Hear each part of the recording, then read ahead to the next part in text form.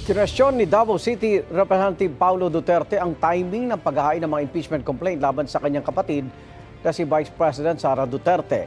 Tila paglilihis daw ito mula sa issue ng flood control projects.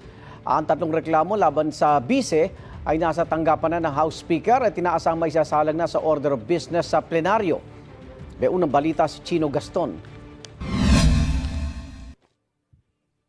Ngayong nakahain na sa Kamara ang tatlong impeachment complaint laban kay Vice President Sara Duterte at naitransmit na rin sa tanggapan ni House Speaker Bogie D, inaasahang maisasalang na ito sa order of business sa plenaryo. The moment it is done, yung referral to the Justice Committee after matalakay sa Rules Committee, then pwede na i-refer sa Justice Committee. At pag mangyari yan, considered na nga, deemed initiated na yan for purposes of the one-year bar rule.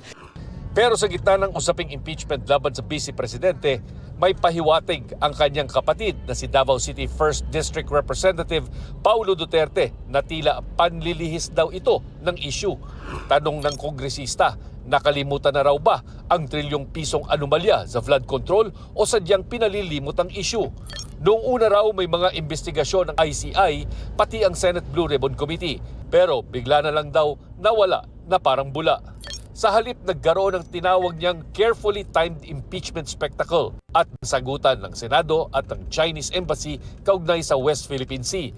At bigla daw lumabas ang isang dating House Speaker sa saktong oras na may inihaing impeachment complaint sa Kamara. Halata daw na ito ay panlilihis. Si Vice President Duterte naman tinanong kung sa tingin niya ay may kinalaman ng impeachment laban sa kanya sa umugong na term sharing umano sa Senate presidency sa pagitan ng kasalukuyang Senate President Tito Soto at ang balak daw nilang iluklok sa hinaharap na si Senador Loren Legarda. Nabuo ito ngayong posibleng umabot sa paglilitis sa Senado ang impeachment complaint ni Duterte. Nilinaw ng bise na wala siyang kinalaman dito. Mula naman akong nakakausap na senador sa term sharing. In fact, hindi ko na nga kinakausap yung mga senators. Kasi napapansin ko kapag merong kumakausap sa akin or tumutulong sa akin or kahit man lang nangangamusta sa akin ay binabanatan ng administrasyon. Pinafailan ng kaso, tinitreten, hinaharas. So ang nangyayari sa akin ngayon ay hindi ako makikipag-usap sa mga tao para na lang maiwas sila sa init ng ulo ng administrasyon. Ganun din sa mga senators. Ito ang unang balita, Chino Gaston, para sa GMA Integrated News.